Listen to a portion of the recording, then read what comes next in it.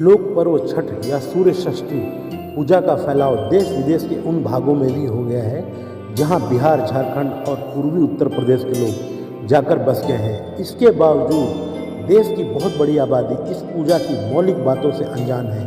इतना ही नहीं, जिन लोगों के घर में यह व्रत होता है उनके मन में भी इसे लेकर कई सवाल उठते हैं। नमस्कार दोस्तों, कैसे हैं आप सभी? आशा करता हूं कि आप सभी स्वस्थ एवं खुश होंगे। दोस्तों, आज की इस वीडियो में हम बात करेंगे छठ पूजा से जुड़े 16 सवाल और जवाब के बारे में। तो चलिए वीडियो को स्टार्ट करते हैं। वीडियो स्टार्ट करने से पहले यदि आप चैनल पर नए हैं तो चैनल को सब्सक्राइब कर दीजिए और साथ ही बेल आइकन को दबा दीजिए, जिससे कि आने वाली हर वीडियो का नोटिफिकेशन सबसे पहले आपके पास पहुंच जाए। आइए जानते हैं उन 16 सवालों के बारे में। पहला, छठ या सूर्य षष्ठी व्रत में किन देवी देवताओं की पूजा की जाती है? इस व्रत में सूर्य देवता की पूजा की जाती है, जो प्रत्यक्ष दिखते हैं और सभी प्राणियों के जीवन के आधार हैं। सूर्य देव के साथ साथ षष्ठी देवी या छठ मैया की भी पूजा की जाती है। पौराणिक मान्यता के अनुसार षष्ठी माता संतानों की रक्षा करती हैं और उन्हें स्वस्थ और दीर्घायु बनाती हैं। इस अवसर पर सूर्यदेव की पत्नी उषा और प्रत्युषा को भी अर्घ्य देकर प्रसन्न किया जाता है। छठ व्रत में सूर्यदेव और षष्ठी देवी दोनों की पूजा साथ साथ की जाती है। इस तरह से ये पूजा अपने आप में बेहद खास है। दूसरा, सूर्यदेव से तो सभी परिचित हैं, लेकिन छठ मैया कौन सी देवी हैं? सृष्टि की अधिष्ठात्री प्रकृति देवी के प्रमुख अंश को देवसेना कहा गया है। प्रकृति का छठा अंश होने के कारण इन देवी का एक प्रचलित नाम षष्ठी है। षष्ठी देवी को ब्रह्मा की मानस पुत्री भी कहा गया है। पुराणों में इन देवी का एक नाम कात्यायनी भी है। इनकी पूजा नवरात्र में षष्ठी तिथि को होती है। षष्ठी देवी को ही स्थानीय बोली में छठ मैया कहा गया है, जो कि निसंतानों को संतान देती हैं और सभी बालकों की रक्षा करती हैं। तीसरा सवाल, षष्ठी देवी की पूजा की शुरुआत कैसे हुई और पुराणों में इसकी कथा क्या है? प्रथम मनु स्वयं भू के पुत्र राजा प्रियव्रत को कोई संतान नहीं थी। इसके कारण वह दुखी रहते थे। तब महर्षि कश्यप ने राजा से पुत्रेष्ठी यज्ञ कराने को कहा। राजा ने यज्ञ कराया, जिसके बाद उनकी महारानी मालिनी ने एक पुत्र को जन्म दिया, लेकिन दुर्भाग्यवश वह शिशु मरा हुआ पैदा हुआ। राजा का दुख देखकर एक दिव्य देवी प्रकट हुई। उन्होंने उस मृत बालक को जीवित कर दिया और देवी की इस कृपा से राजा बहुत खुश हुए। उन्होंने षष्ठी देवी की स्तुति की। तभी से यह पूजा संपन्न की जा रही है। चौथा सवाल, आध्यात्मिक ग्रंथों में सूर्य की पूजा का प्रसंग कहाँ कहाँ मिलता है? शास्त्रों में भगवान सूर्य को गुरु भी कहा गया है। पवन पुत्र हनुमान जी ने सूर्य से ही शिक्षा पाई थी। भगवान श्री राम ने आदित्य हृदय स्तोत्र का पाठ कर सूर्य देवता को प्रसन्न करने के बाद ही रावण को अंतिम बाण मारा था और उस पर विजय पाई थी। भगवान श्री कृष्ण के पुत्र शाम को कुष्ठ रोग हो गया था। तब उन्होंने सूर्य की उपासना करके ही रोग से मुक्ति पाई थी। सूर्य देव की पूजा वैदिक काल से काफी पहले से होती आई है। पांचवा सवाल, सनातन धर्म के अनेक देवी देवताओं के बीच सूर्य देव का क्या स्थान है? सूर्य देव की गिनती उन 5 प्रमुख देवी देवताओं में की जाती है जिनकी पूजा सबसे पहले करने का विधान है। पंचदेव में सूर्य के अलावा अन्य 4 हैं: गणेश जी, माँ दुर्गा, शिव जी, विष्णु जी।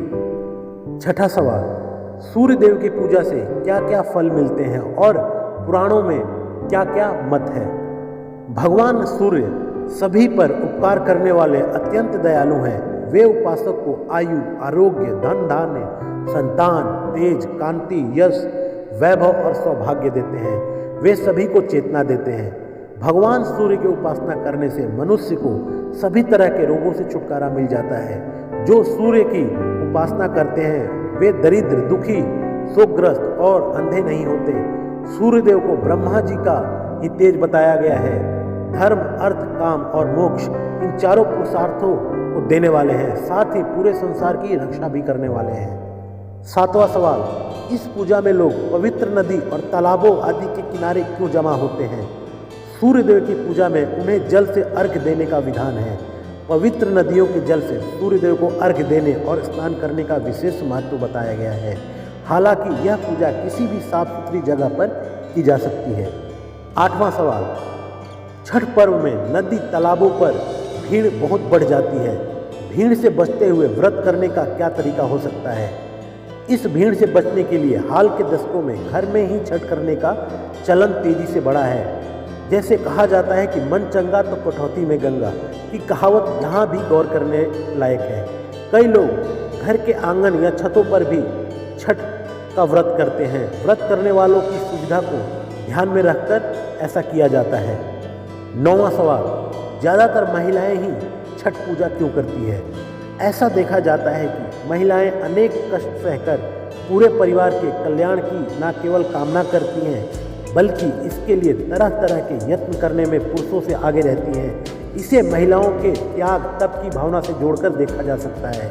छठ पूजा कोई भी कर सकता है, चाहे वह महिला हो या पुरुष, पर इतना जरूर है कि महिलाएं संतान की कामना से या संतान के स्वास्थ्य और उनके दीर्घायु होने के लिए यह पूजा अधिक बढ़ चढ़कर और पूरी श्रद्धा से करती हैं। 10वां सवाल, क्या यह पूजा किसी भी सामाजिक वर्ग या जाति के लोग कर सकते हैं। सूर्यदेव सभी प्राणियों पर समान रूप से कृपा करते हैं। वे किसी तरह का भेदभाव नहीं करते। इस पूजा में वर्ण या जाति के आधार पर भेद नहीं किया जाता। इस पूजा के प्रति समाज के हर वर्ग जाति में गहरी श्रद्धा देखी जाती है। हर कोई मिलजुल कर साथ साथ इसमें शामिल होता है। हर जाति धर्म के लोग इस पूजा को कर सकते हैं। 11वां सवाल, क्या इस पूजा में कोई सामाजिक संदेश भी छिपा हुआ है। सूर्य षष्ठी व्रत में लोग उगते हुए सूर्य की भी पूजा करते हैं और डूबते हुए सूर्य की भी उतनी ही श्रद्धा से पूजा करते हैं। इसमें कई तरह के संकेत छिपे हैं। ये पूरी दुनिया में भारत की आध्यात्मिक श्रेष्ठता को दिखाता है। इस पूजा में जातियों के आधार पर कहीं कोई भेदभाव नहीं है। समाज में सभी को बराबरी का दर्जा दिया गया है। सूर्य देवता को बांस के बने जिस सूप और डाले में रखकर प्रसाद अर्पित किया जाता है उसे सामाजिक रूप से अत्यंत पिछड़ी जाति के लोग बनाते हैं। इससे सामाजिक संदेश एकदम स्पष्ट है। 12वां, बिहार से छठ पूजा का विशेष संबंध क्यों है। सूर्य देव की पूजा के साथ साथ षष्ठी देवी की पूजा की अनूठी परंपरा बिहार के इस सबसे बड़े लोक पर्व में देखी जाती है। यही बात इस पूजा के मामले में प्रदेश को खास बनाती है। बिहार में सूर्य पूजा सदियों से प्रचलित है। सूर्य पुराण में यहाँ के देव मंदिरों की महिमा का वर्णन मिलता है। यहाँ सूर्य पुत्र कर्ण की जन्मस्थली भी है। अतः स्वाभाविक रूप से इस प्रदेश के लोगों की आस्था सूर्य देवता में ज़्यादा है। 13वां सवाल, बिहार के देव सूर्य मंदिर की खासियत क्या है। सबसे बड़ी खासियत यह है कि मंदिर का मुख्य द्वार पश्चिम दिशा की ओर है, जबकि आमतौर पर सूर्य मंदिर का मुख्य द्वार पूर्व दिशा की ओर होता है। मान्यता है कि यहाँ के विशेष सूर्य मंदिर का निर्माण देवताओं के शिल्पी भगवान विश्वकर्मा ने किया था। स्थापत्य और वास्तुकला के दृष्टिकोण से यहाँ के सूर्य मंदिर बेजोड़ हैं।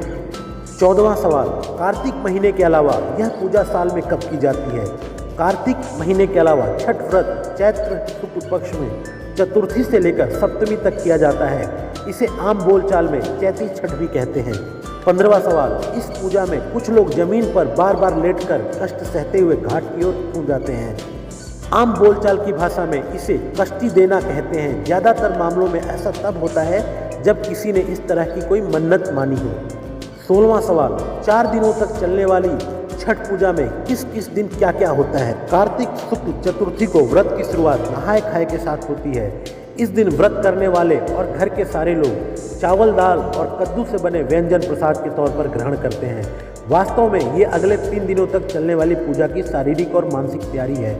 दूसरे दिन कार्तिक शुक्ल पंचमी को शाम में मुख्य पूजा होती है। इसे खरना कहा जाता है। प्रसाद के रूप में गन्ने के रस या गुड़ में बनी खीर चढ़ाई जाती है। कई घरों में चावल का पीठा भी बनाया जाता है। लोग उन घरों में जाकर प्रसाद ग्रहण करते हैं जिन घरों में पूजा होती है। तीसरे दिन कार्तिक शुक्ल षष्ठी की शाम को अस्ताचलगामी सूर्य को अर्घ्य दिया जाता है। व्रती के साथ साथ सारे लोग डूबते हुए सूर्यदेव को अर्घ्य देते हैं। चौथे दिन कार्तिक शुक्ल सप्तमी को उगते हुए सूर्यदेव को अर्घ्य देने के बाद पारण के साथ व्रत की समाप्ति होती है।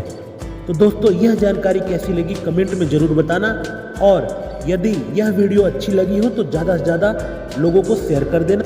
मिलते हैं दोस्तों अगली वीडियो में। जय छठी मैया की। छठी मैया सभी का भला करे।